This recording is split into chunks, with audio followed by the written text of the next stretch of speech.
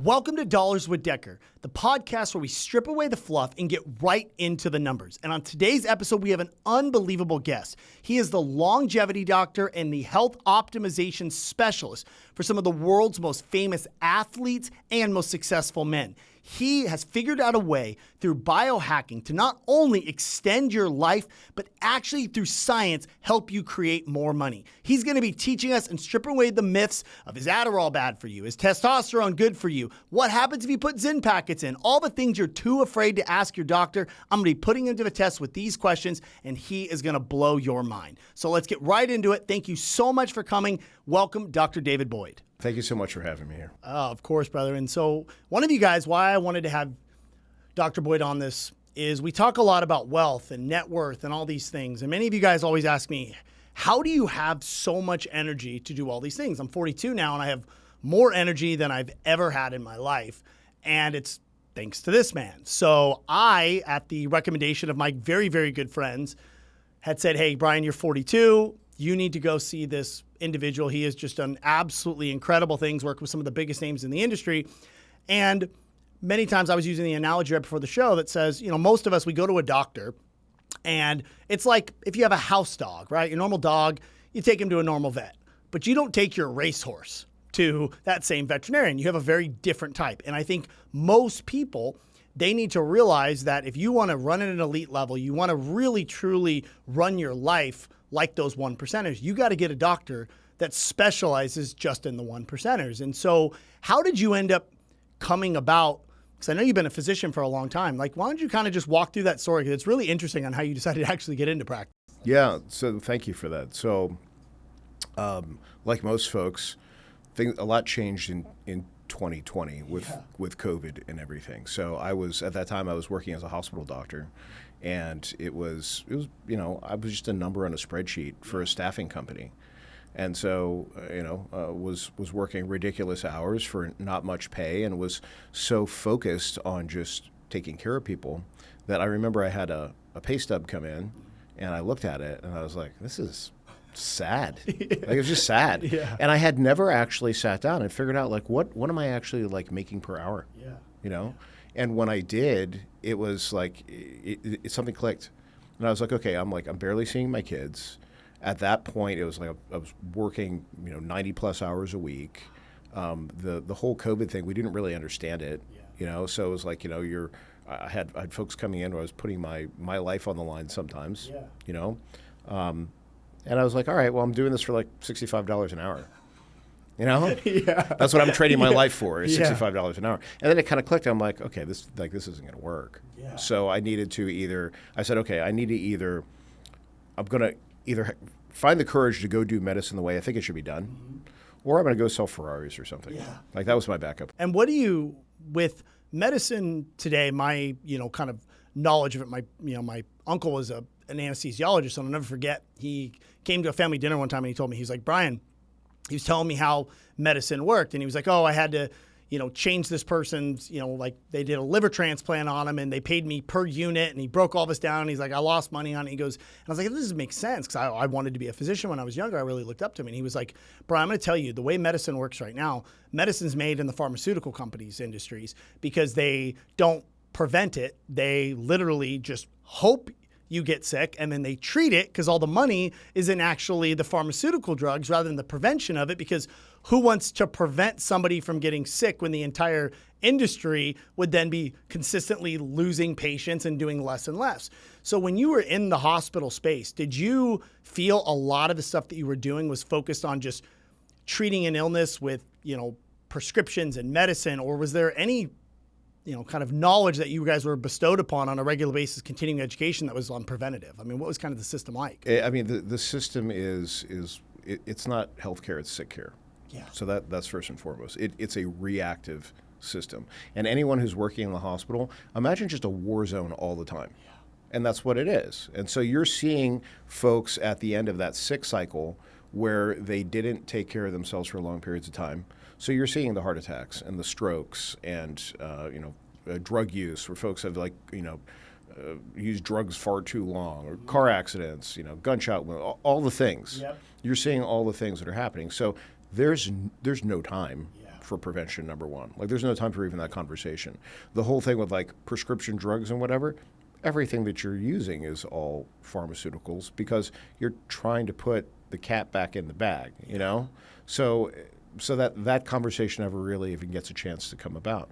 And then if you go a layer deeper and you say, okay, well, what about like with medical education, right? So in medical education, you know, back when I went through medical school, again, it was all about, let's talk about disease states.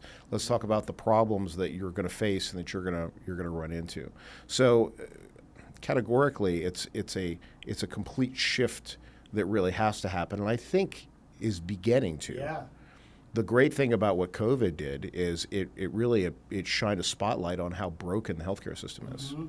And so what that allowed is, you know, everybody saw it. And so it allowed folks to start having conversations like this to say, you know, is there a better way? Yeah. And now when it comes down to things, now, if, let's say somebody, myself, right? Let's say at 40 years old, I start deciding I'm going to really optimize things, right? With the things that you and I are kind of doing, what would you say on your average that how many years of quality life that somebody could enjoy? Because I have friends whose fathers they're living at 88, but they've been not living an enjoyable life since they were 60, right? So with some of the things that you are kind of dealing with, and this is where I really I'm going to break this down for everybody so they can understand some like, hey, these are the really bad things you need to stop doing. Here's the simple things you can start doing. We'll kind of get into that. But what do you think for years of quality life that somebody could add on to their life? Have the possibility of? Yeah. I would say at least realistically about 10. Wow. Like 10 and 10 quality. So what that means is, you know, the average age of death for most men nowadays is about 78 years old. Okay. Yeah. So imagine 88 years old, but 88 years old and you're like running a marathon. Yeah. Yeah, and I think that's realistic. Yeah. There's folks that you see that are out there like, oh, you can live forever. You're not gonna. That doesn't make any sense. Or it's like you're gonna live to be 120. Doubtful. Yeah. You know, maybe 105 and not well. You know, but I mean, if you really want to say, okay, like long life is important, but long life bent over in a wheelchair doesn't sound so great. So if you want to actually live like a long but good life, we're in this day and age now where there's things that you can do that if you start early enough, that's going to completely change the trajectory for how someone ages and what their abilities are going to be as they get older. Now, and one of the things that I've noticed personally is I've always been a pretty energetic, guy. As even when we, I think, did my blood work for the first time, you looked at my like natural whatever insulin or whatever it was, IVF levels.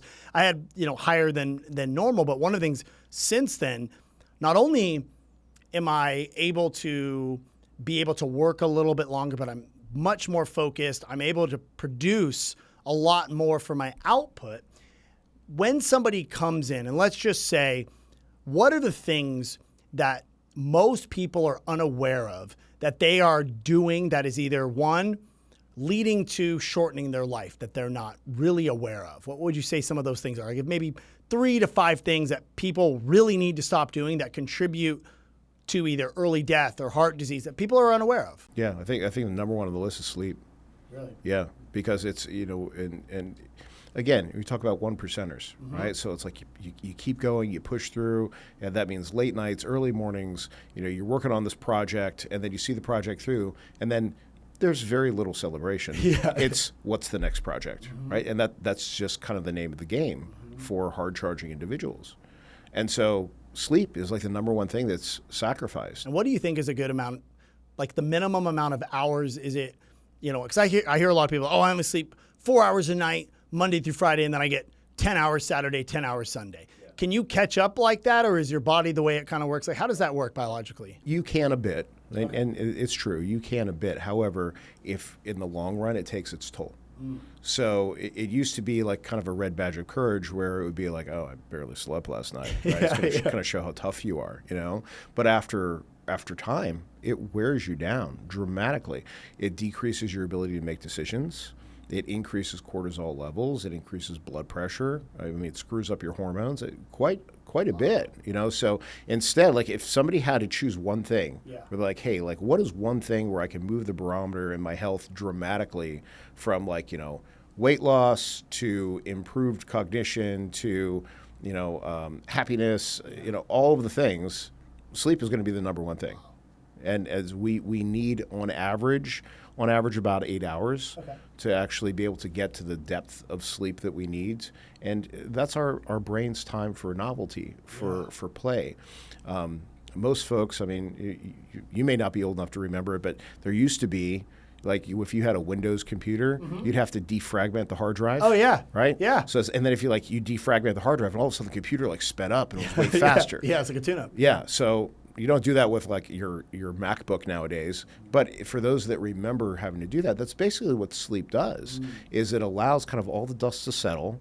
And this is the reason why, like, if you're back and forth about a decision or something like that, or a business move or something you're going to make, you get a really good night's sleep, and the next day you're like, oh, you know what? Why don't we just do this? Yeah. And that just makes sense. Gotcha. Now, when it comes down to a lot of things, I feel like we've gotten into a society where we eat more processed food because everything is time-based, right? Like, what can I do to get everything done as fast as possible? When it comes down to, let's say, supplements, right, or diet, we see a lot of people that now are pushing, like, oh, it's vegan, or oh, it's carnivore, or oh, it's this. Now I know everybody's body's to a certain degree different the way they process things, but as a general rule of thumb, from your research, what is the best diet to kind of make sure to live his best quality of life for as long as possible? Yeah. So you said a mouthful there. So there is no number one best diet. Like, this is the one that everybody has to follow. Doesn't exist, because we're all a little bit different. Fortunately, we live in a day and age now with technology that there's genetic diet tests that folks can do that if they really want to get dialed in, they don't have to, but if they really want to get dialed in, they can go and take one of these genetic tests, and it gives them a closer idea. There's also what intuitive eating is one of the terms that's used. And so instead of just going and following one particular thing, you can literally just try it, see how you feel. You'll see how it reacts with your system. If there's gas, bloating, indigestion, maybe don't eat that thing again. One of the things that I do with my patients, if they're particularly feel very inflamed, or if they don't really know where to start, is what I'll do is I'll do a 3-day lion diet for someone. So I'll put them on an all-meat diet for 3 days. Not that I'm saying carnivore is the way to go, because there's a bunch of downsides of carnivore that we can talk about if you want. But the nice thing about meat is it's essentially hypoallergenic. Okay? So somebody can go on an all-meat diet for about 3 days, allows everything to calm down, and then they pick whatever it is, and they start adding it in. So let's say if you're like, man, I love strawberries. I eat strawberries every day. Got to have my strawberries. Cool. Go ahead and add your strawberries back in. See how you do. Yeah. If you did okay for a day or two of that, great. Move in the next thing. You're like, I love Greek yogurt, or I have to have cream in my coffee. Okay, add that in next. That's a slow process, right? So most folks don't do it because you have to think about it, and it's slow, but it works really, really well. Yeah. And this is the way that someone can actually craft a diet that is completely custom for themselves. Gotcha. If you didn't want to do all that, and you're like, I want kind of just give me a general idea. Yeah. Blue zones are the way to go. Okay. So blue zones are areas around the world that, and there's a documentary on the Mediterranean. Netflix. Yeah. So there's different areas throughout the world where there's the largest amount of centenarians, folks that's lived over 100 years old. And if you look at these blue zones, they all have a lot in common. And it's essentially they all eat fresh food, so it's not stuff out of a bag, not out of a box. Yeah. It's fresh food that they're eating. It's whole foods. They are walking most places, so they're not sitting there in traffic. They're if they need to go to the store, or if they're going to go have dinner with some friends or something, they're walking to those areas. They have close relationships.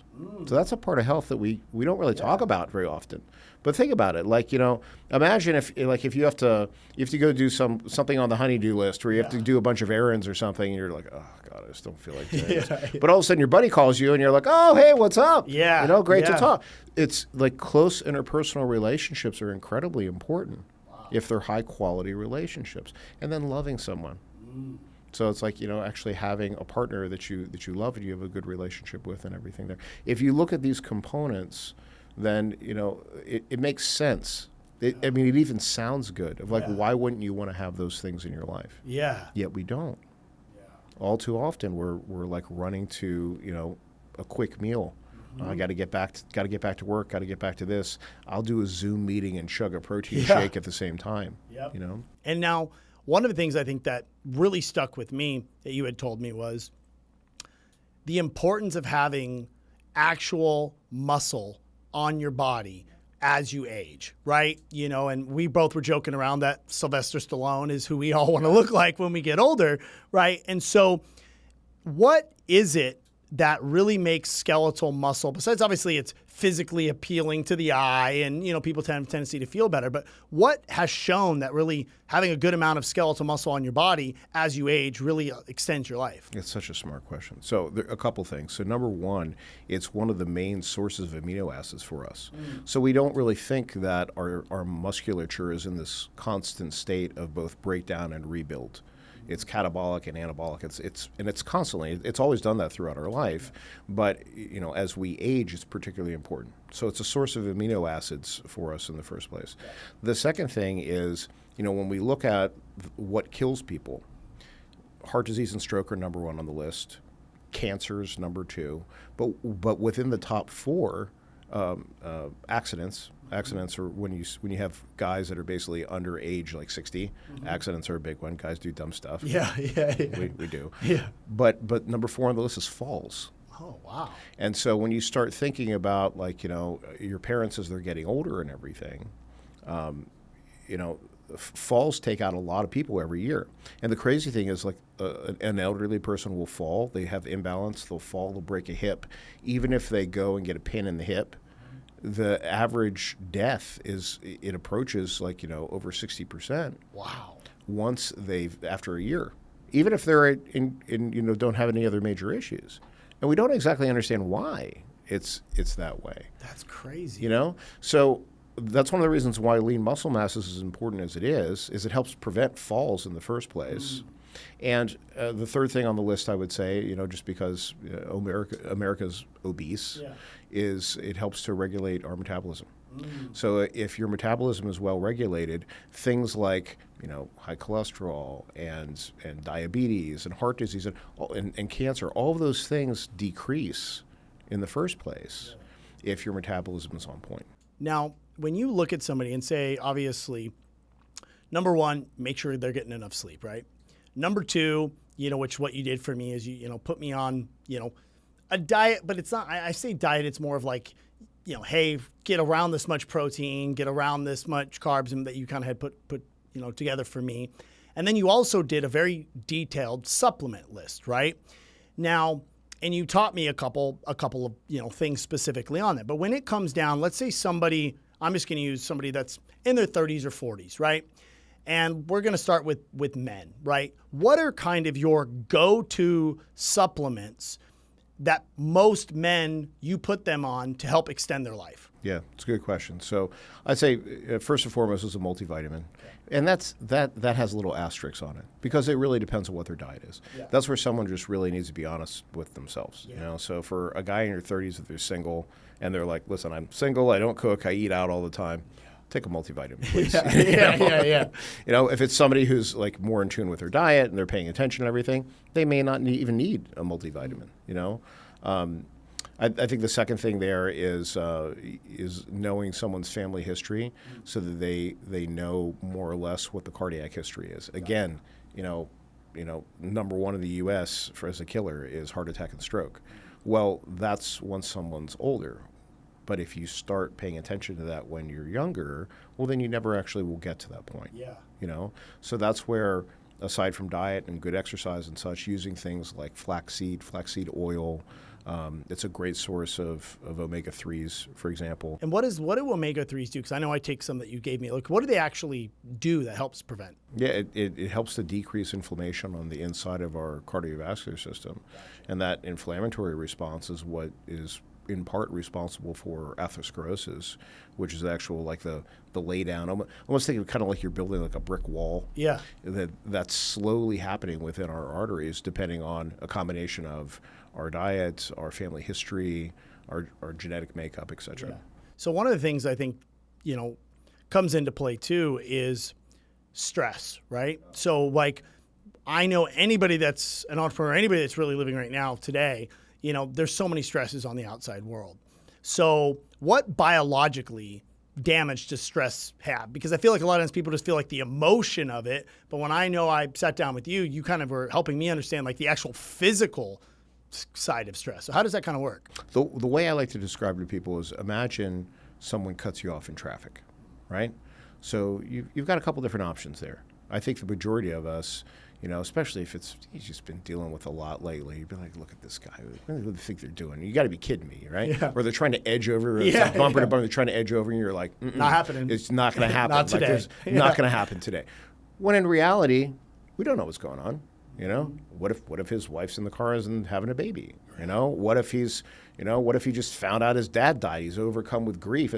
We don't know. Mm-hmm. So we assign all of these emotions to these external triggers that we have. Just like you have something big in business that's happening, you're like, oh my God, everything's going belly up. I'm going to lose the company. Well, do you know that for sure? No, it could actually be great in the end. Yeah. Right. But in the moment, we don't process that. Right.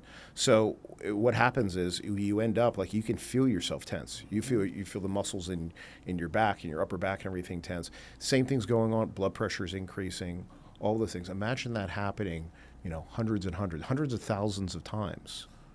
It's like taking a tube of toothpaste with the cap on. You're just squeezing the hell out. Eventually, the cap's going to pop off. Yeah. Right. That's really what stress does to us. Gotcha. So what I try to explain to folks is you have a decision to make. And it's like anything. The more you do it, the better you get at it, where you can program yourself to say, okay, am I going to choose to be stressed in this scenario or not? Yeah. Some scenarios you need to be stressed. If the house is on fire, some stress is good. Get the hell out of there, right? But majority of the time, fortunately, we live in a civilized world for the most part, that you can choose, how am I going to respond to this in a way that's going to be most beneficial? And I think by learning to do that overall just diminishes stress overall for life. Gotcha. Now, I think one of the things that I love this meme, and somebody posted it up, and it said, after 90 days of cold plunges, saunas, and intermittent fasting, I'm $10 million richer. Thank God my dad's inheritance finally kicked in, right? And it's like one of those things on social. So I am curious, like, of those things, and we're just going to start with cold plunges first, right? Scientifically, I feel like it becomes a fad, like with certain things, right? Is there true health benefits that come from exposing your body to cold water for a period of time? Sure. Okay. Yeah, there are. Okay. Are they as diehard, like where you need to listen, if you don't cold plunge, it's not going to work out for you, bro. Yeah. Is it to that extreme? No. Gotcha. Are there some benefits? Yes. I would say the majority of them are actually mental, because it's, to go and do something mentally hard, whether that's cold plunging or, training for a marathon or an Ironman or something like that, you're better on the other end of it, because you face adversity and you face something that you're intentionally putting yourself in that scenario, right? Versus things that are external that are going to be stressors that you react to. Yep. So I think probably the biggest benefit to cold plunge is you get a pretty big dopamine dump that happens because you did something that was pretty hard and you put yourself in a situation that sucked. Yeah. And the thing is about cold plunging is that it always sucks. Like, it's not, you can do it every day. It's not going to suck less. It's just going to always suck. Yeah, it's so true. It's like it's consistent with it. So that's number one, is the mental benefit. A lot of folks talk about like brown fat, and it's going to increase brown fat and everything. There's no data that shows that it increases brown fat.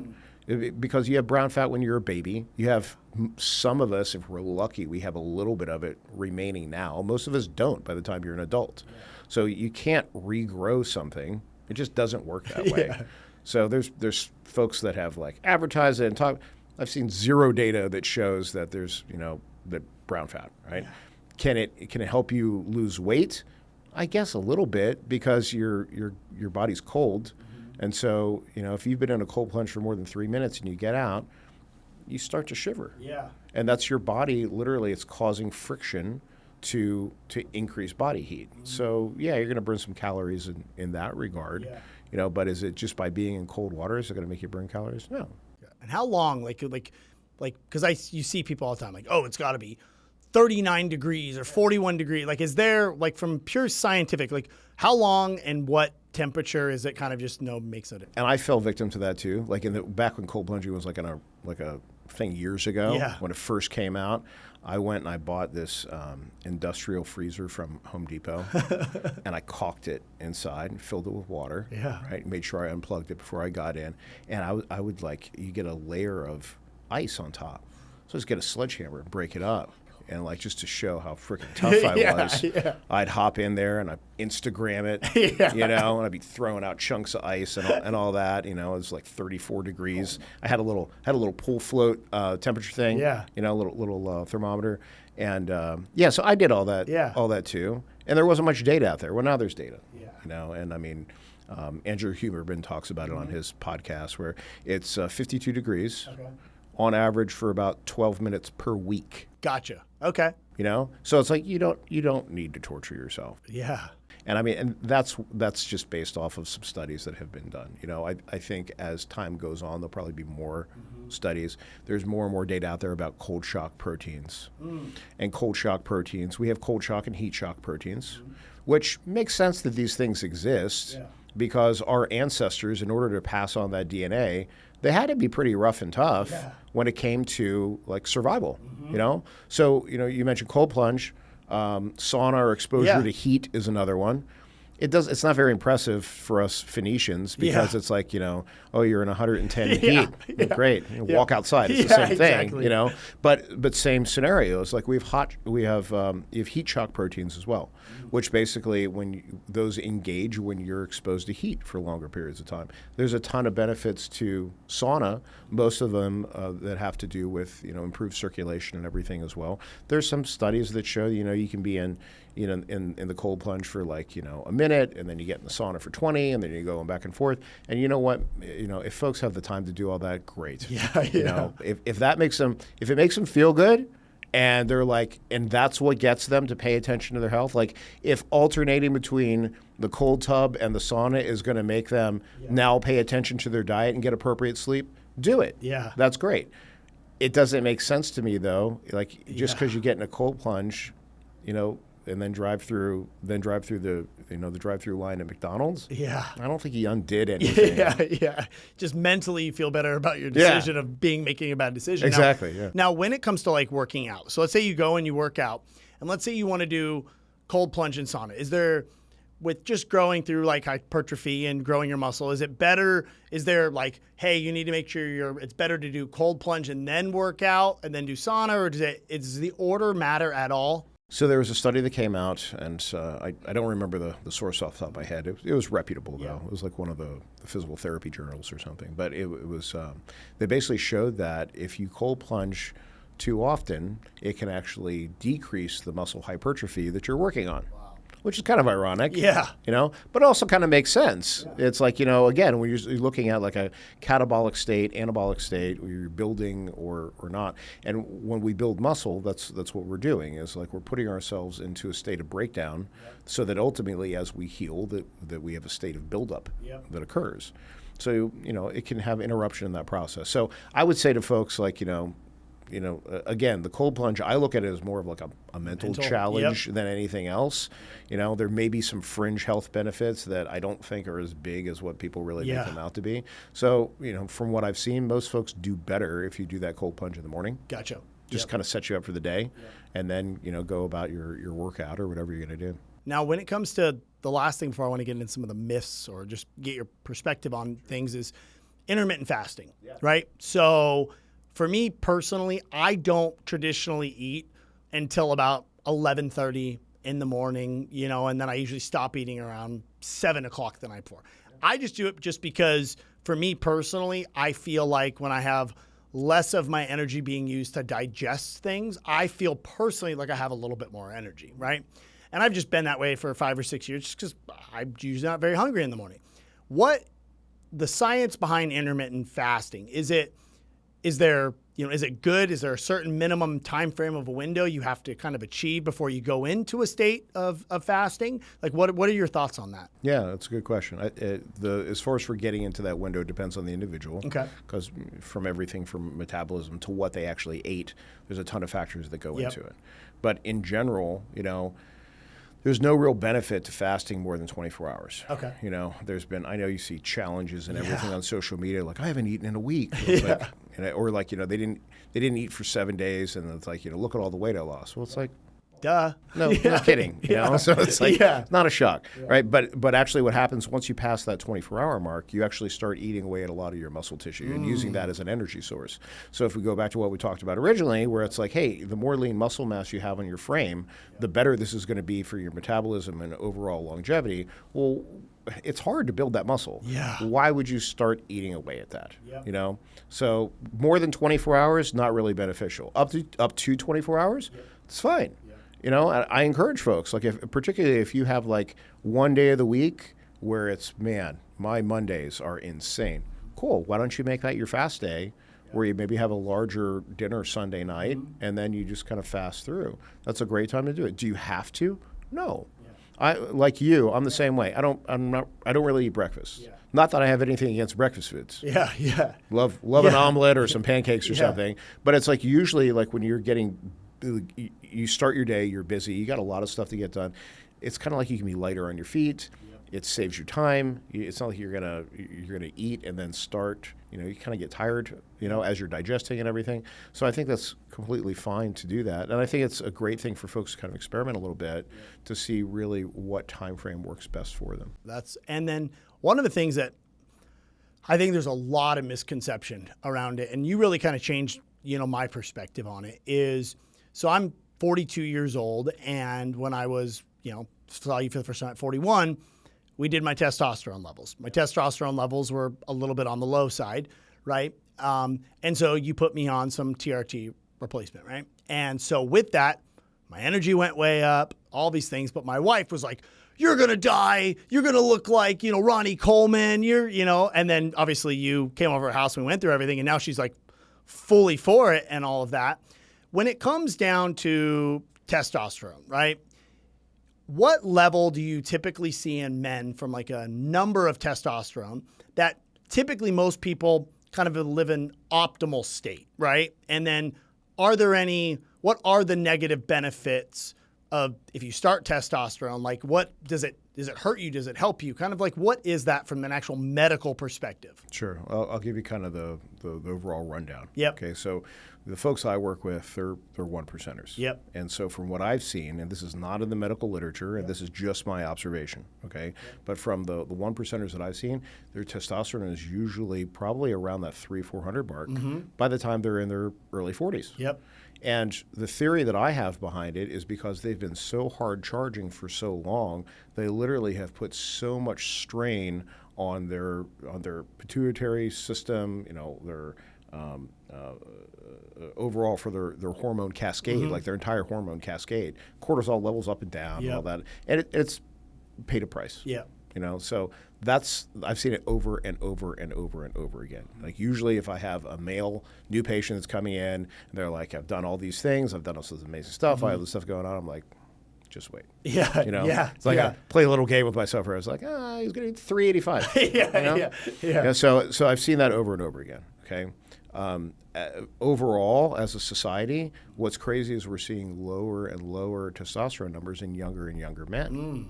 And we're seeing this, I think, really in part due to if you look at the food supply system that we have, it's like, from everything to, genetically modified vegetables to our sources of meat are deplorable. Yeah. I mean, just like it's a major turnoff when you really start looking at, you're trying to eat a high protein diet because you're trying to maintain muscle mass, right? But then the meat supply that we have is pumped full of antibiotics and all these other things that we don't really know what it's doing to our body.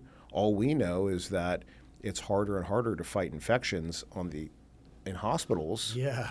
Because people are immune to antibiotics. Gotcha. Right? So it's like, what is that actually doing to our hormone cascade? Yeah. And the fact that we're seeing this, lower and lower testosterone numbers in men even in their 20s, that are fit, it's crazy. That's nuts. You know? So has it always been that way and we're just checking more? Or is it actually, you know, a bigger... And I think a lot of it too, you know, before you kind of finish part, it goes back to like every one of us, we think about our grandfathers, right? They were men, right? Like men, you know, like I guarantee you, you know, my grandpa Jim, he probably had a testosterone level of like 800, you know, in his 30s, right? He was just a man, right? Well, now we look at even the generation behind us. I mean, my 87-year-old grandpa could probably beat up most 20-year-old men nowadays. Like they just have the grandpa strength and they do that. With a lot of that, I know that is tied to your test. I know even for me, like I felt much more, I don't know, like more energy, just more masculine once I started getting my levels out there. So I think when we look at society, we always talk about like there's this lack of manly men. There's like a demasculation. Now, obviously some of it comes from society, but obviously some of it comes from diet. When you've put people on these TRTs, besides energy levels, have they then themselves noticed like, hey, you know, I'm feeling a lot better like mentally with that as well? Tremendously. And I've learned I have to be careful with folks because what happens is it's like if you had a Ferrari and you were just putting like, you know, terrible fuel in it, right? And now all of a sudden you put like 93 octane. Yeah. At what it's going to want to go fast. Yeah. Right. Yeah. So it's like, so sometimes guys, especially men, and get in trouble. Yeah, you know, yeah. it's kind of like, okay, look, like all of a sudden your sex drive is going to improve. Yeah. Right. You're going to be like, your sex drive is going to improve. It's going to be easier for you to add muscle mass. You're going to have more energy. You're going to sleep better. All of those things. You have to prepare somebody for it. Yeah. Because, you know, otherwise they're not used to it. It's almost like Yeah, you're gonna be like the most hated from wives in history, but they're getting all these. But going back to misconceptions, so I think probably one of the big misconceptions is if you go on TRT, then all of a sudden, like, you know, you're going to be like sex prone, rubbing up against doorknobs, like you can't control yourself. Yeah. Not accurate. Like if someone's low, the goal is to restore someone to an ideal level. And so usually what happens is not a roid rage type thing. It's actually quite the opposite, where someone feels much more balanced. You know, when men have low testosterone, it clouds their cognition. They can't think as fast. Yeah. They have a harder time when it comes to just like mental processing, decision making, things like that, which it makes sense. It makes sense like, for that being one of the main cruxes of being a man. If that's not there, it makes sense that it would be off in some way.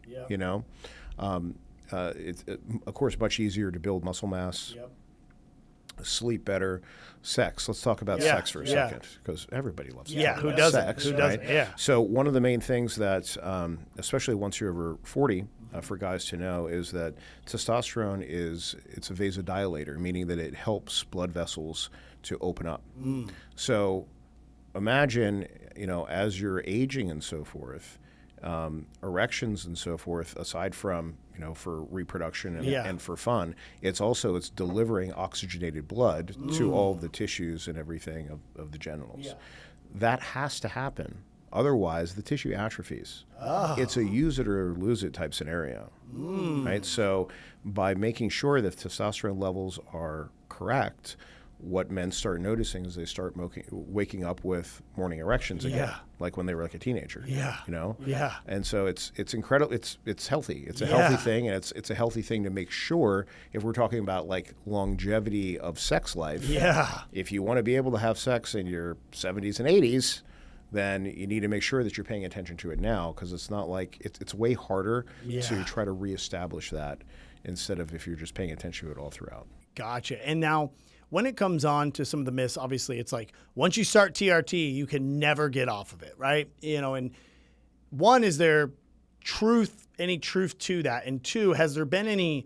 I mean, I think we all watched, you know, Sylvester Stallone. I mean, guy's what, 80? Like, you know, 78. So, and he's jacked, he's healthy, he's still doing movies like that 35-year-old guys would do.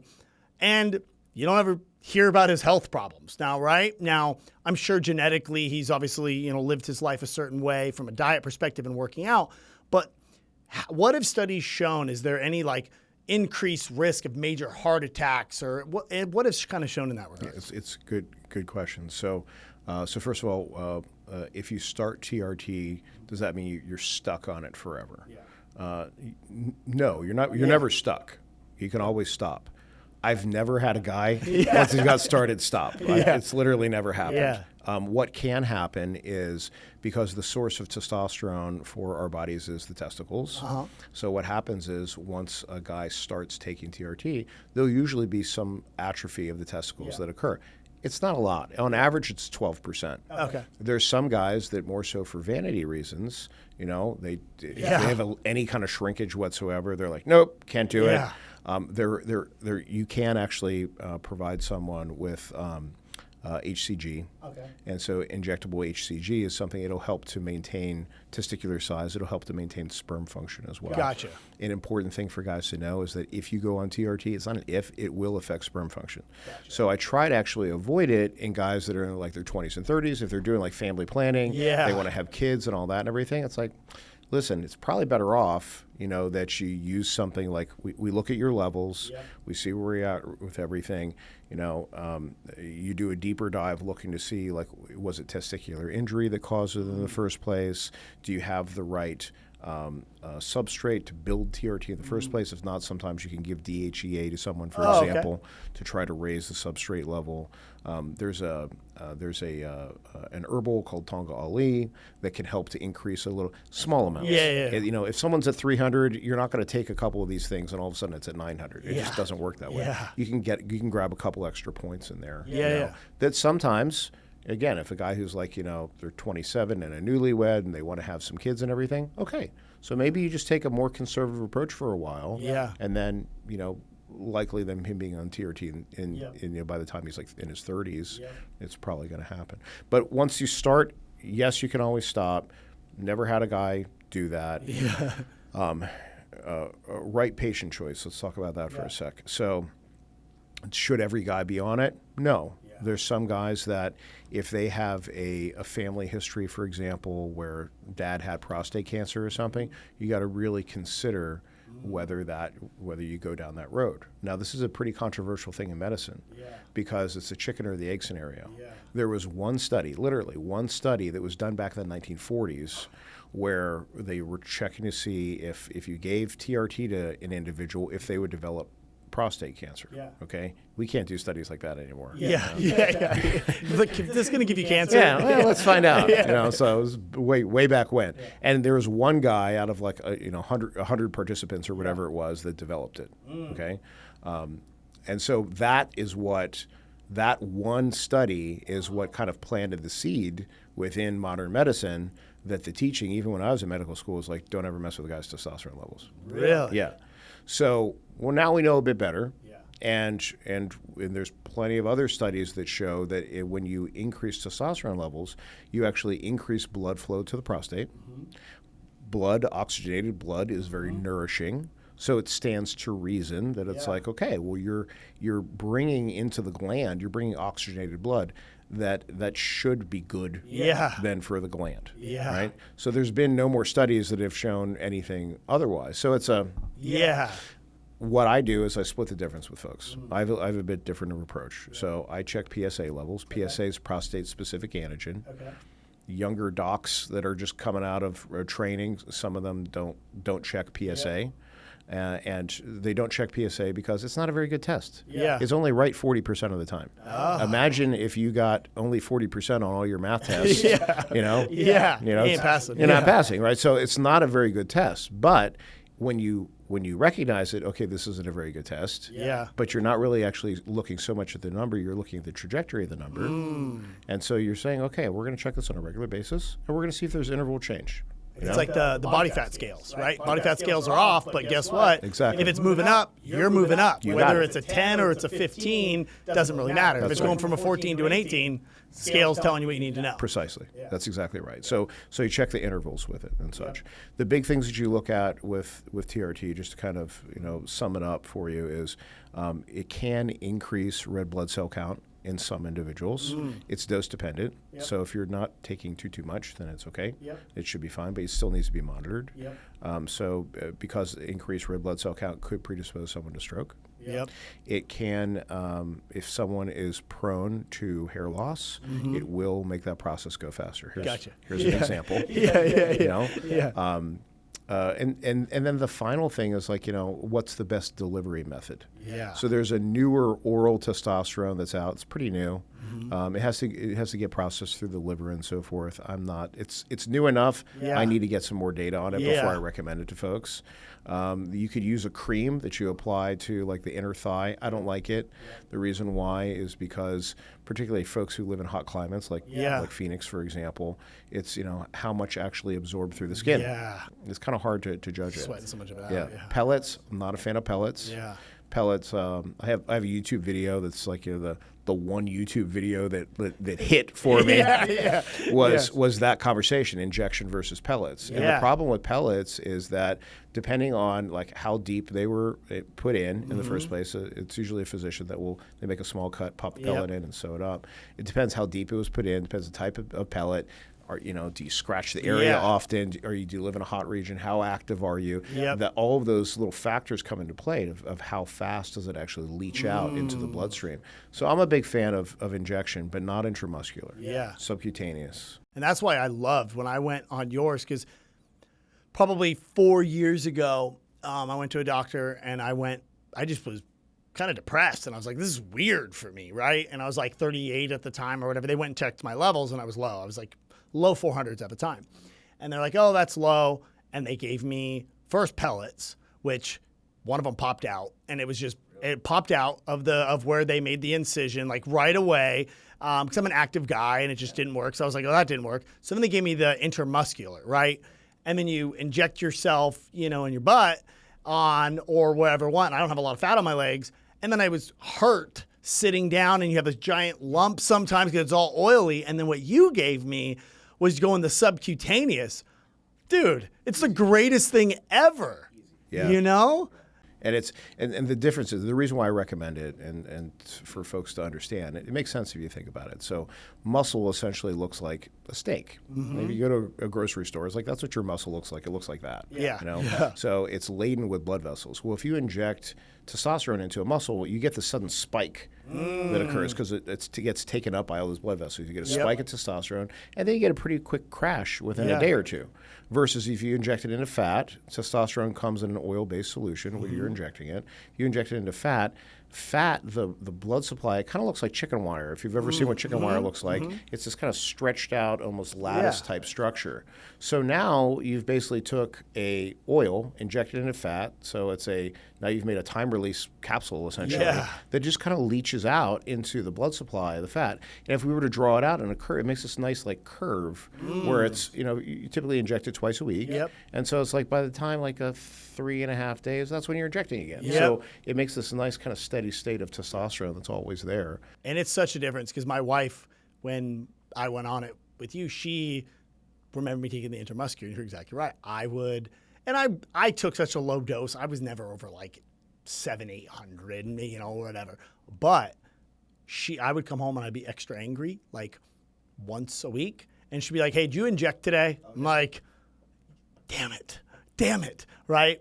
And so when I went on this time, that's why I got off it, because I was like, could be nasty once a week or whatever. And it was a joke. So I was like, well, you're a little, irritable, like 8 days out of the month, like I'm giving it back to you on 4, And so she was like, nah, this is not going to get it off. So then when I went on, when you gave me, she was like watching me like a hawk. Like, is this guy going to be a dick? Like I'm waiting, like I'm checking my watch. And obviously never happened because of exactly what you said. So I know for any guys out there, whether you had it with your wife or your spouse or just you didn't like and notice it, I'll tell you the subcutaneous way, like completely fixed it for me, One of the other things I have, question. And before we go on, set the premise. So not giving medical advice. So it's like if you're, if someone's on testosterone, obviously speak with your physician, see which way is the best way for you, because you have to change doses around and things like that. So and I think it's important that you say that because I know individuals that love the pellet more than the shot. And maybe it's, like you said, the way your body digests, absorbs, everything with that.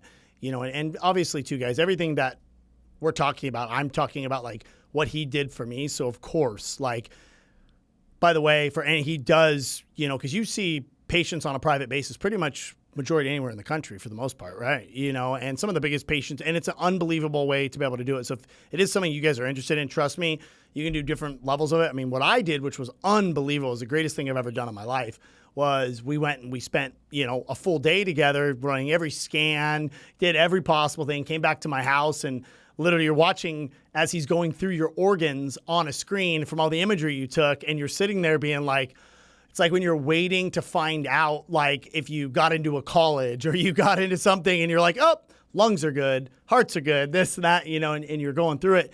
And it's one of those things, I'll tell you, just from an anxiety level, like I had, my dad's brother died of a heart attack at 52. Like I had a couple things, and to go through it and to pull that weight off your shoulder is like the best investment of all time. And then knowing I can run hard based on what my, current health and all my organs are. Whereas a lot of times it's like, I think you use the analogy even is like, it's like going in and putting your race car in a race and not having your mechanics check at it and just going into the race, right? Well, that's what we are doing as entrepreneurs. And it's like we just go lap after lap after, and we never go into the pit stop. And we justify it by like, oh, I'm going to wait. Do you think race teams run their car like, well, we're not going to look at it until something breaks? Right.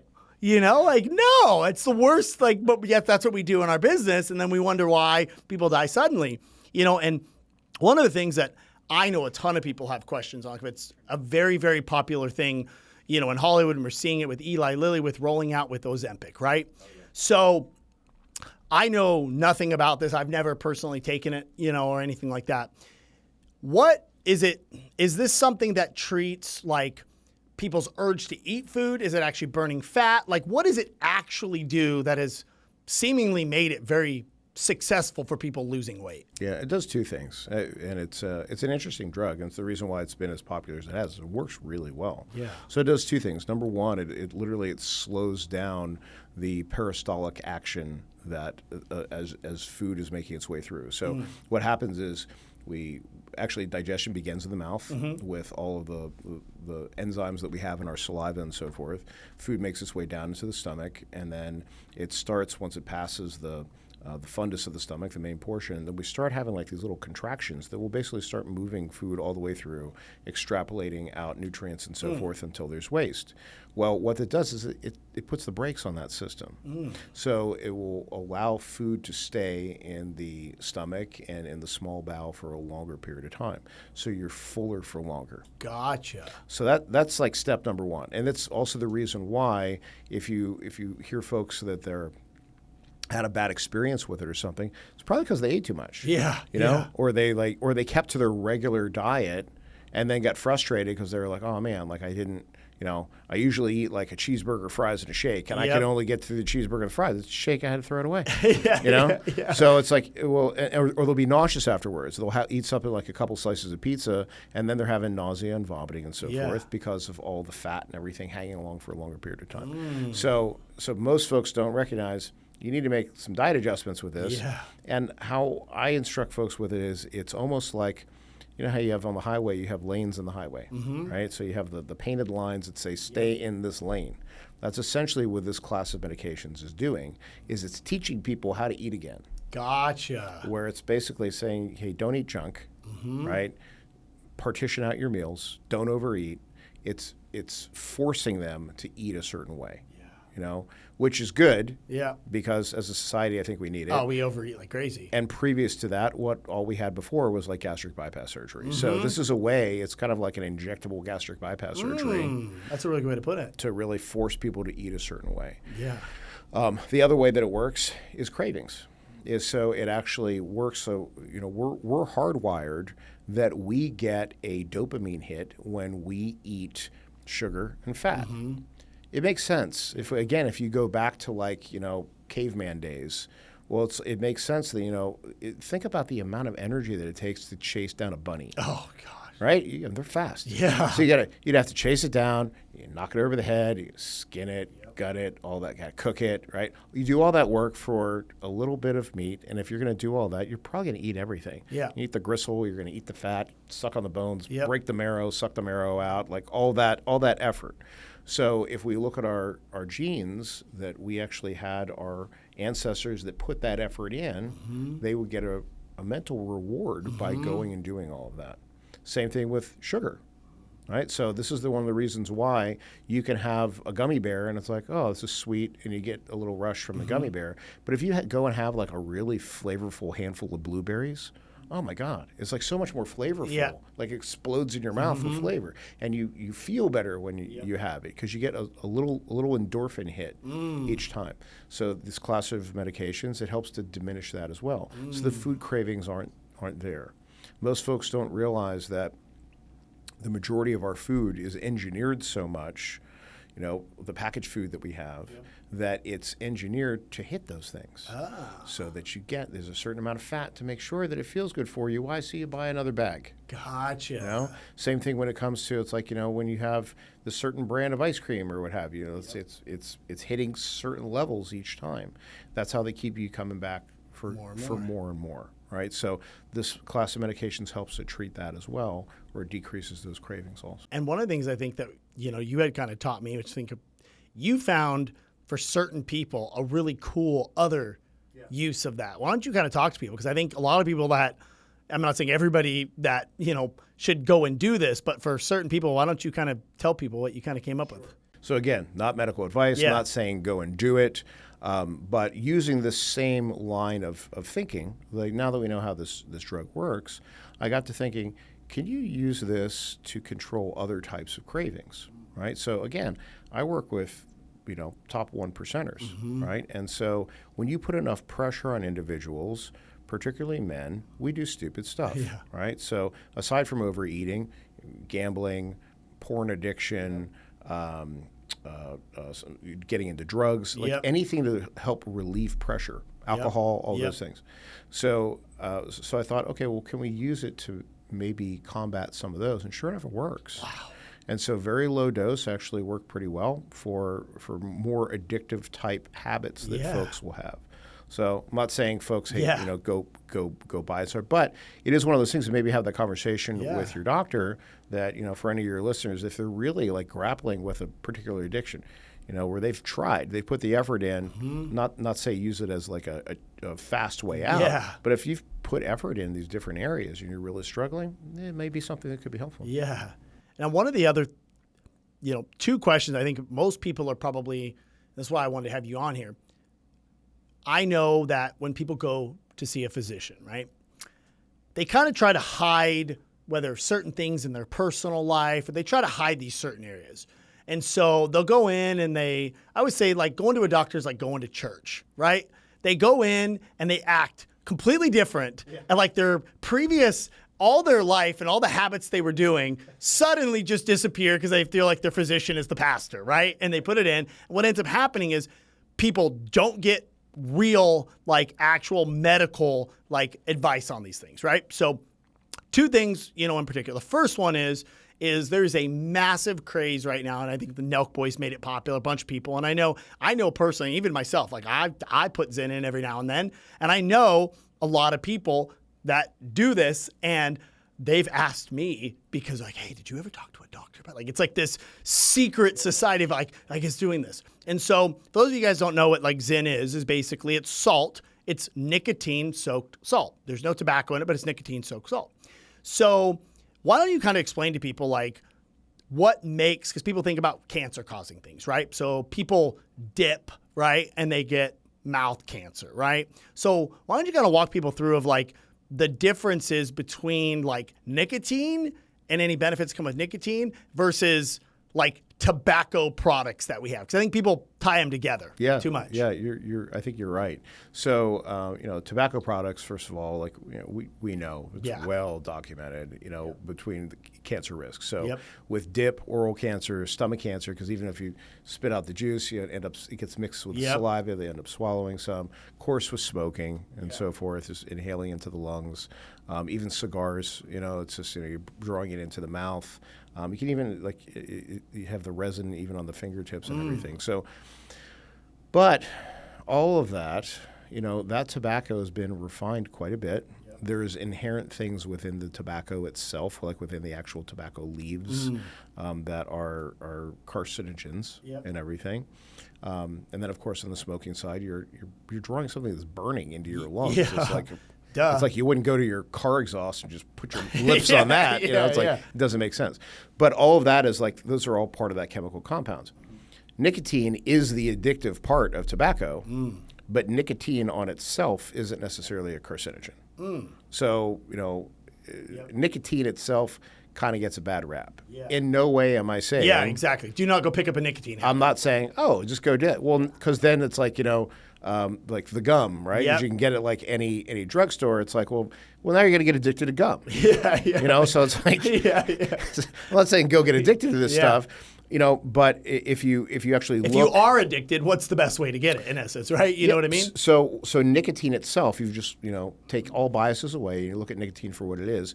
It in terms of performance enhancement. There's some professional athletes that will use it. There's some folks that, I've taken care of Ironman triathletes. Then we're starting to hit that bump when they're hitting to a high mileage part. They may pop one in. There's plenty of folks that I know that, some hard charging folks, like if they're going to go and speak on stage or something, they'll go because it hits fast. It doesn't last long. It's maybe like 30 minutes, 40 minutes or anything, and then it goes away again. The downside, it's very, very addictive. So how often do you use the Probably like 3 a day, probably. So like I do for me, mind you, I'm not a smoker, right? So for me, I started drinking a lot of coffee, right? Like a lot of coffee or energy drinks, right? Because one, my TRT was low and I was tired and I wasn't sleeping very much. So I started getting to the point where I was like having 2 or 3 energy drinks a day or just other things. And I was just trying to get through my day. Well, one of my buddies who actually was a chiropractor, but he also really he was just really into health and different things. He was getting into physical therapy. So he started looking up some of the benefits of nicotine itself. And so when he did that, he read a research thing. In Sweden, they use something called snuffs. And what it is just nicotine salts, right? They put in nicotine salts into the gums. And he looked at the study and he was like, hey, the risk of cancer from a normal percentage population, it was 6% more likely with this getting type of mouth cancer or whatever. So he was like, I'm going to get off energy drinks. I'm going to try nicotine salts, right? So he started trying nicotine salts. Well, then I saw him trying that and I was like, I'm going to get off energy drinks with nicotine gum. So I started chewing like a nicotine gum. And all of a sudden I stopped drinking less energy drinks and having less coffee. And so for me, in my mind, I was like, well, I know myself. I know just get rid of energy drinks. Well, that's easy to say when you have to run 14 hours a day, working super hard, building a business. I'm not going to do that. I need to get something that's, gives my energy boost, right? So I look at all the sugars and all the, artificial flavors in all these drinks. And so I started having a nicotine gum, mid-evening or mid-morning crash, afternoon and that. And I was like, dude, I don't need energy drinks anymore. I don't need coffee anymore, right? And so I started doing that. Well, speaking a lot of times, you can't speak when you have gum in your mouth. And I'm on Zoom calls all the time, right? Sure. So my buddy in my office, he was like, oh, there's this new company out there called Zyn. Try one of these. Tried one. I was like, this is wonderful, right? So when I met with you the first time, I remember sitting down, I was like, okay, he's not your pastor, so you could just tell him. So I remember we were sitting in the car, I was like, I do these, how bad am I? And you looked at it, and I was like, you know what? And so many people have asked me, because it's kind of the only, I don't know, the one bad thing. I'm not a big drinker. I don't smoke. That's just not who I am. I used to drink when I was younger. So that's my one vice. And my wife was always like, you're going to die of mouth cancer. And so when I met with you, I was like, oh, I'm going to have I'm gonna find this out, because if I am, I need to stop. I go back to the energy drinks, So, and so that, I think, for a lot of people, and by the way, I'm not saying go out and pick up a nicotine habit, but if you are a person that's addicted to energy drinks, or drinking 5 cups of coffee a day, or doing some of these other things, for me personally, and I wouldn't recommend going and getting addicted to nicotine, but when I kind of looked at it, and I'm like, 3 energy drinks a day, or 3 milligrams of nicotine 3 times a day and a version of salt, it seemed like a better, the lesser, detriment to my health. Yeah, I think so. It's a really smart way to look at it, because the reality of the situation is, like, it's very easy to, I wouldn't say it's a good or a bad habit. Like, it's just what it is what are you using it for? You're building a company. Yeah. You've got a million things going on. You're doing amazing things, like for both yourself, your family, and for society. Yeah. So it's like, there's going to be a price that gets paid. Yeah. Right. So, when you look at it through that lens, in terms of like a productivity standpoint, it's like, okay, if you can do this little thing and get this massive payoff over here, is it worth paying this price to get this benefit? Yeah. And then it just becomes an individual decision. Yeah. And then the last thing I want to kind of, when you look at, and this is one of the things I think that really changed, my perspective of it all, right?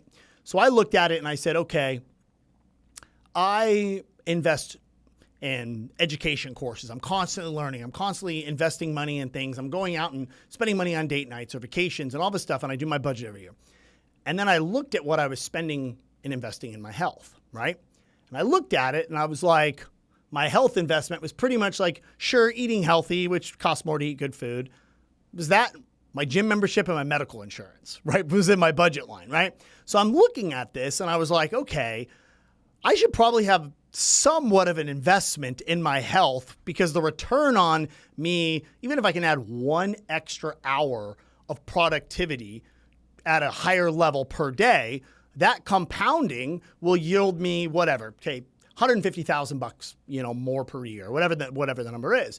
And I was like, okay, well, if I invest $20,000 a year, $30,000 a year additionally into my health to get that, I'm a 3 to 5x investment on my thing, right? And so I don't think most people look at their health like that, right? They don't really pay attention to it or invest into it thinking they're going to get any type of monetary reward. It's more of just like, well, it's like maintenance on your car is the way they, typically look at it. They just want to do the bare minimum that they can do to still be able to drive it, right? So I looked at a different approach. So now, taking that into consideration, say somebody was going to do 4 things we're going to say. We're going to do 4 things that anybody could start kind of doing. And because I'll pull sleep off there. When you meet with somebody that they're going to feel better in, call it 90 to 120 day window, right? What would you tell them, like those 4 things that you would kind of tell them to do? It's a good, very good question. I would think first and foremost, know your numbers, right? So it's just like if you look at your financial statement, or with your business. If you don't know your numbers, you don't really know what to do. Yeah. So you could. If you don't know your numbers, you're flying blind. Yep. So that's the first thing, is you need to know your numbers. And what numbers would those be? I mean, it's ideally your basics. Yeah, so your basics. So a basic metabolic panel is what it's called, which essentially looks at like almost all your organ systems. Okay. It checks your electrolytes, your kidneys, your liver, and so forth. And your lipid panel, which is antiquated. Mm-hmm. It's the same lipid panel. It's going to look at cholesterol and things like that. Yep. It's the same one since like the early 1970s. But it does help to have an idea of what's what. I would add on to that a thing called an ApoB. Okay. ApoB is an apolipoprotein. It's a newer test. Okay. A lot of doctors aren't checking it yet, but it will, I think, within the next 5 years, it'll probably be something it'll just be part of the lipid panel. And really why that's important is because it helps us to actually understand the process of atherosclerosis that's happening. And it's happening in all of us, just at different rates. And what does that mean? That means, so the atherosclerosis is basically the lay down of again, like this, think of it as like if you're building a brick wall almost of cholesterol and so forth. Like the plaque in your arteries, kind of? Correct. Gotcha. Yeah, so that's narrowing that passageway and so forth. A hormone panel, and that's going to be pretty extensive because it'll look at things like thyroid, testosterone, estrogen, cortisol usually. It gives you an idea of really what's what with those things. And then, the added bonus, I would say, for anyone that is, interested in making sure that they're fit and staying fit and everything, is a thing called IGF-1. Okay. So it's insulin growth factor. And that's what you did on mine. Yeah. And it's an idea of like really where's your growth hormone level at and so forth. And these levels can fluctuate for a bunch of different reasons, for not just family history and genetics and everything, but also like when folks if they're overweight enough, it can really shift like all of those numbers and everything as well. And is that when that kind of comes down? I remember one of the things that was like the number just like naturally that really stood out on mine. And I think for me, a lot of times I haven't needed as much sleep per se to have the same energy as everybody else. Or like if I get sick, I kind of get back to normal a little better, right? Like is that level, is that what, kind of that enzyme or whatever that is that what does that actually be responsible for? If somebody has a low or high, like what are some of the benefits of having a higher one within reason? Of course? Yeah, I mean, when you have it within reason, it's like literally our ability to heal. It also, it's associated with usually when the level's optimized, folks will sleep deeper. Is that where you can do like human growth hormone to optimize it? You can. Gotcha. That's one of the things. There's some peptides and so forth that can be used as well, But when you start getting more into like that anti-aging side of things, then that's one of the things that I use often with folks is to help pump the brakes on aging and such. So number one, I would say, is like know your numbers. Yep. I think the second thing is really take a look, just completely unattached, not good, not bad. Look at your diet and see what it is, And 9 times out of 10, man, there is so much that can be done there, and it's still shocking to me that if I get lazy and I go off the wagon a little bit and then recorrect and you start eating better, you're like, oh man, I feel so much better, And so if folks are like, man, but I don't, what do you eat? Like I need a diet plan. You don't. It's like just you follow this rule: nothing out of a bag, nothing out of a box, and ask yourself, was this made by God? And if it was, you're golden.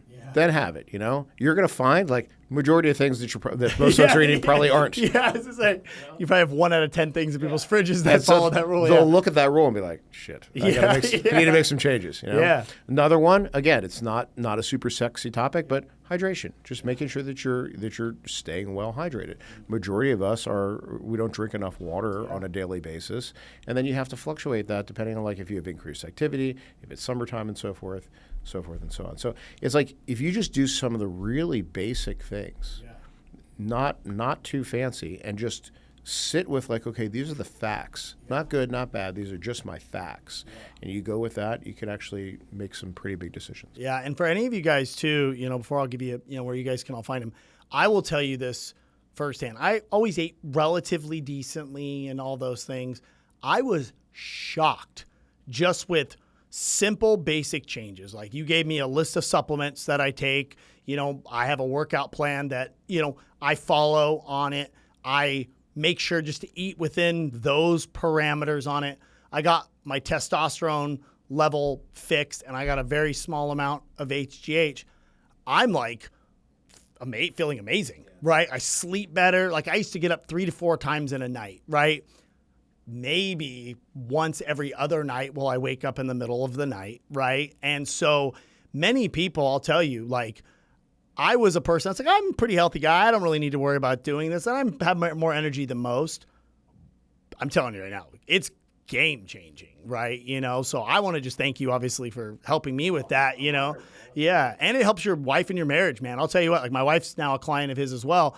Me and my wife's relationship's been better than ever because I come home and I'm in a good mood. My everything's kind of normal. I don't let the little things bother me as much because I'm not like on that point of like end of my day, one more thing. And when most come home, it's that one more thing. They're not responsible for the other 97 things that put you to that point. It's that one thing that your kid or your wife does that just pushes you over that scale, and you're just very reactive to be able to do it. And so, that's kind of where I noticed that. And so if people obviously want to find you on social, where can they do that, or your website? Because he serves patients all over, the country. And I'll tell you, if you really want to take it, and you're a 1%er, and you really want to take it to the next level, it's by far the best investment I've ever made. Yeah, well, thank you for that, man. It's an honor to take you and take care of your family, and that's you're absolutely right. It's all of those things. It's like for all the effort that you put in for building business and all that and everything. That's what it's about, is to provide you and your family with a good life and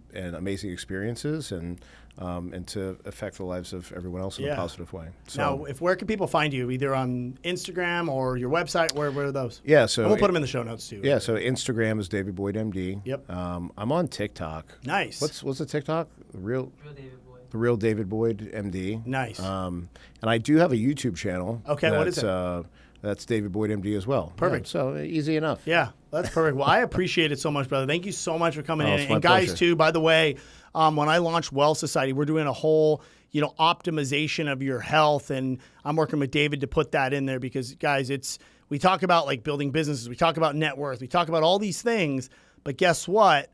If we try to get to that number and we ain't still alive or we ain't at a point in our time where we can even enjoy it, what a miserable life to have worked for 30 years to enjoy 2 years, 3 years, 4 years of quality of life after that, and then 20 years of a non-quality life. And you have to do that. So thank you guys. Thank you, David. I appreciate it, brother. And make sure you guys follow him, Dr. David Boyd, MD. Look him up. He's amazing. And I love it because he specializes in 1%ers. So he's one of those people that can actually truly optimize your life and know what he does because he works with a lot of other people like us. So thank you, brother. Thank you. Thanks for having me. Of course.